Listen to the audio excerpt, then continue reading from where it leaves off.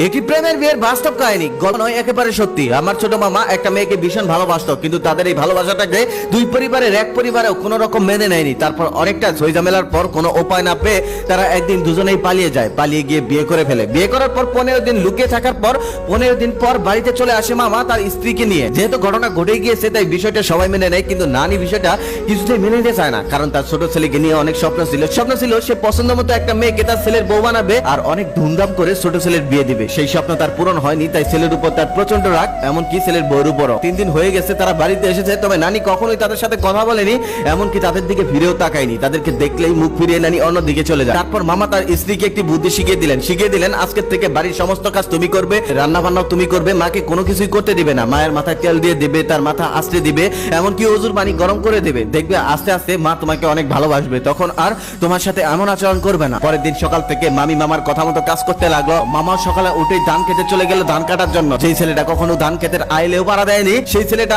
ধান কাটতে চলে গেছে শুধুমাত্র সবার মন রক্ষা করার জন্য। তারপর সে ধান কাটতে শুরু করলো। প্রচন্ড রোদে কিছুতেই সে সহ্য করতে পারে না, কারণ যে ছেলেটা জীবনে কখনো ধান খেতে নামেনি সেই ছেলেটা ধান কাটছে শুধুমাত্র প্রেম করে বিয়ে করেছে বলে। তারপর প্রচন্ড রোদে ধান কাটতে কাটতে তার মাথা এমনিতেই নষ্ট হয়ে গেছে। এদিকে দুপুর হওয়ার আগে সে ক্ষুধায় মরে যাচ্ছে। তারপর কোন রকম দুপুর হওয়ার পর সে খাওয়ার জন্য বাড়িতে আসলো। বাড়িতে এসে খেতে বসেই দেখলো ভাতের চাল ফোটেনি, তরকারিতে লবণ হয়নি, ডালে শুধু পানি ভাসতেছে। এমনিতে তার মেজাজটা গরম। তারপর সে চিৎকার করে বলতে লাগলো এগুলো কে রান্না করেছে, এগুলো কি খাওয়া যায়? তারপর নানি দৌড়ে এসে বলল এগুলো তোর বই রান্না করেছে। তখন সে মাথা নিচু করে বলল ভালোই তো হয়েছে, অনেক সুন্দর হয়েছে, কিছু কইতেও পারতেছে না, কিছু সইতেও পারতেছে না। তারপর সে চুপচাপ সেগুলোই খেয়ে নিল। এখন আর কি করার, বিয়ে তো সে পছন্দ মতো করে নিয়েছে, খেতে তো হবেই। হায়রে প্রেমের বিয়ে। তারপর থেকে এই মামা মামির অনেক কিছু সহ্য করে নিয়েছে, কারণ মামি ছিল ধনী পরিবারের একমাত্র মেয়ে, যে কিনা জীবনে কখনো প্লেট দিয়েও ভাত খায়নি। সে আজ রান্না করেছে, বাড়ির সমস্ত কাজ করেছে শুধুমাত্র প্রেম করে বিয়ে করে পরিবারের মন জয় করার জন্য। মামি একটা কাজ করতে গেলে সেই কাজটা ভুল করে আরো কাজ বাড়িয়ে দিত। তারপরে মামা চোখ বন্ধ করে সবকিছু সহ্য করে নিত। এদিকে নানি প্যান প্যান করতো।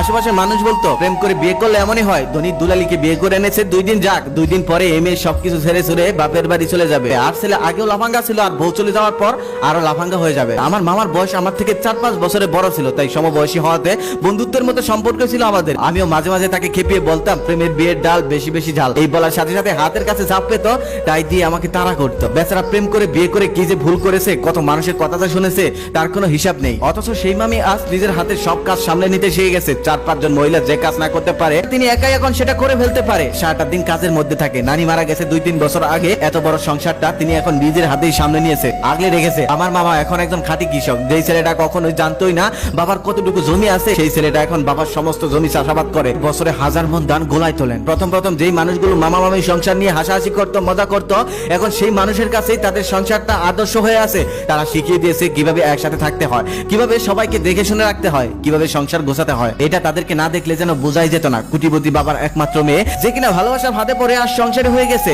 দিব্যি সুখে শান্তিতে সংসার করছে। আমার মামা ছিল বাড়ির সব থেকে ছোট ছেলে, আদরের, যে কিনা জীবনে কখনো একটা কাজে হাত দেয়নি, যে কিনা সারাদিন ঘুরে বেড়াতো। সেই ছেলেটাও আজ পুরো সংসারী হয়ে গেছে। প্রেম মানুষকে বদলে দেয়, আবার প্রেম মানুষের থেকে অনেক কিছু কেড়ে নেয়। যে কথাটা না বললেই নয়, আমাদের সমাজের মানুষ বলে প্রেম করে বিয়ে করলে রূপবতী বউ পাওয়া যায়, তবে গুণবতী বউ পাওয়া যায় না। এই ধারণাটা সম্পূর্ণ ভুল। কারণ একটা মেয়ে যখন বাবা বাড়ি থেকে শ্বশুর বাড়ি আসে তখন সে সবকিছু শিখে আসে না, কারণ মেয়েদেরকে মা যত্ন করে রাখে, তারা গরিব হোক বা ধনী। তাই একটা মেয়েকে বিয়ের পর তার শাশুড়ি বুঝিয়ে নেওয়া উচিত, বা শ্বশুর বাড়ির অন্য মানুষের। একদিন তারা অবশ্যই অনেক সুন্দর রান্না করতে পারবে, একদম মায়ের মতো। সেই পর্যন্ত যেতে হলে তাদেরকে একটু গাইড দেওয়া দরকার। কিন্তু আমাদের সমাজে প্রেম করে বিয়ে করলে বাবা মা দেখতেই পারে না, গাইড দিবে আবার কি? হয়তো ছেলে মেয়ের চাপে পড়ে বাবা মা অনেক সময় প্রেমের বিয়েটাকে মেনে নেয়, কিন্তু বউকে তেমন একটা দেখতে পায় না, আর তাকে সাহায্য করে না। আর এই কারণেই সে সুন্দর করে রান্নাও করতে পারে না, কাজও শিখতে পারে না। কারণ একটা মেয়েকে শিখাতে হয়, কেউ কখনোই মায়ের পেট থেকে শিখে আসে না। আরো একটা কথা, বিয়েতে ছেলে মেয়ের মত নেওয়া অবশ্যই জরুরি, কারণ সারাটা জীবন তারাই দুজন পাশাপাশি থাকবে, আপনারা না।